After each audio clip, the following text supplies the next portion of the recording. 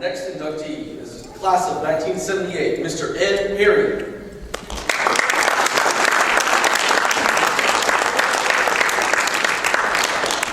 Considered one of the all-time greatest track and field athletes in Oak Ridge history, Ed was a two-time high school All-American and a two-time national champion as a member of the 1976 880-yard relay team and the 1977 #1 440-yard relay team. A driving force in leading pioneers to a national and state prominence, Ed was a major contributor as the Pioneers won 11 major track championships, including 3 Metro, 3 District, 3 Region, along with state titles in 76, 77, and 78. The 1977 state championship was the very first ever for Oak Ridge High School. A 3-year All-Metro and All-State performer, Ed is one of only 2 athletes in the history of Oak Ridge, the other being Hall of Famer James Rolle, ever to earn All-State honors in 3 consecutive years. In 1978, Ed was named the first recipient of the Ray Judy Outstanding Track Performer Award. He is still a record holder for the fastest 110-yard relay leg at 9.5 and remains the #2 all-time performer in the 100-yard, 220, and 330-yard hurdles. Pardon me. Upon graduation, Ed entered the Army and served his country until retirement after 20 great years. Ladies and gentlemen, I'd like to welcome Mr. Ed Perry.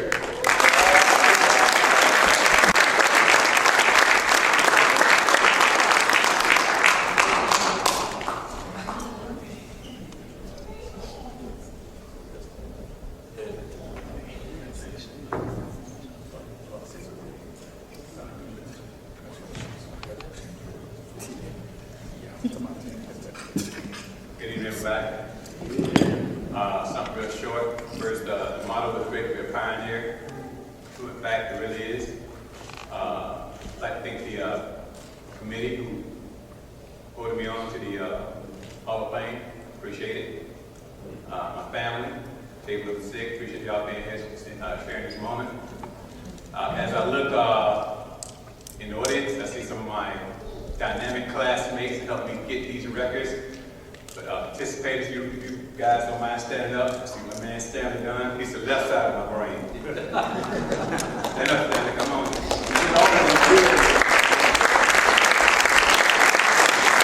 got Judy relay members. You may not own, but it's going out. You sit down there, come on.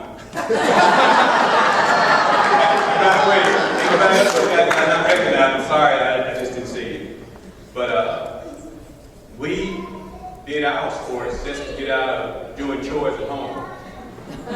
You know, every weekend there was some grass got to get cut, or help mama around the house, stuff like that. So in my family, we just, and my brother Frank, he was also around that track with me also with his fellow years.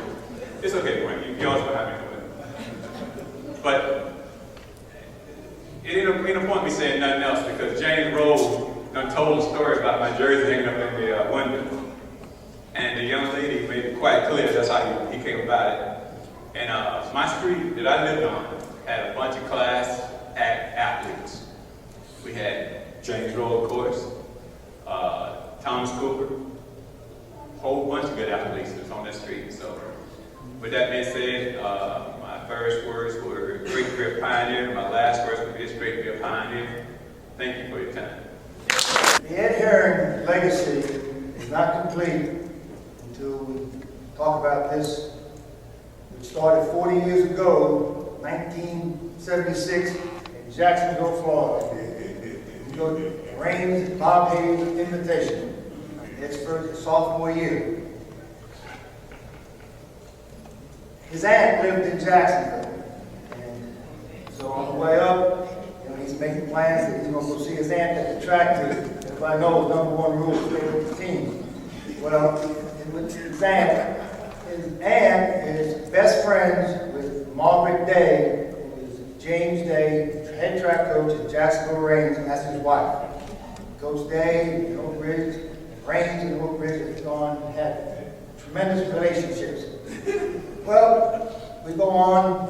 Reigns beats Oak Ridge for state title in '76. We take care of them in '77, '78. He had a lot to do with it. Probably the most dangerous runner in the state with a baton in his hand. Yes, sir. At the end of the state track meet in 1978, having our team meeting, he makes another mistake. He leaves the team meeting, runs up into the stands, takes off his jersey and gives it to Miss Day. And the track coach from Reigns, what is this? I mean, Oak Ridge taking their clothes off and giving it to Well, that jersey has stayed in the home of the Days for 38 years.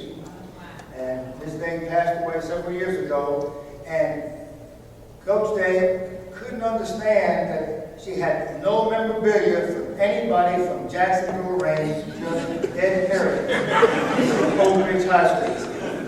At the Hall of Fame induction this year, the Bob Hayes Invitational, they said some nice things about it and so forth. And then Coach Day got up and talked about our relationship and talked about this story, because he never knew that Mrs. Day and your aunt were friends.